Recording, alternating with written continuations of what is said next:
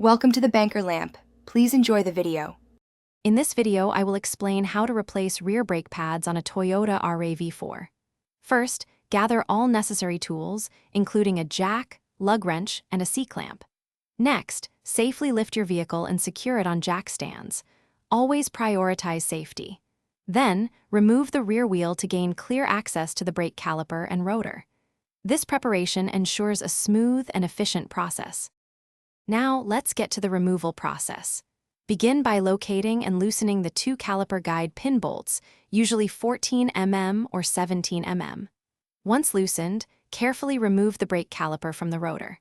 Do not let it hang by the brake line. Support it with a wire or bungee cord. Finally, slide out the worn-out brake pads from the caliper bracket. Inspect the rotor for any deep grooves or damage. With the old pads out, it's time for the new ones. Use a C-clamp or a specialized piston compression tool to carefully push the caliper piston back into its housing.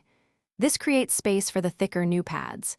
Next, install the new brake pads into the caliper bracket, ensuring they fit snugly.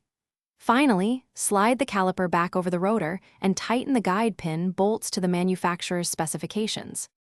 Almost done, reinstall the wheel, ensuring lug nuts are tightened to the correct torque specification, typically around 76 foot-pounds. Carefully lower your vehicle from the jack stands. Before driving, pump the brake pedal several times until it feels firm. This seats the new pads against the rotor. Remember to check the description for a link to darn tough socks and other fantastic deals. Drive safely and enjoy your new brakes. Thanks for watching. If this was helpful, leave a like and consider subscribing. See you next time.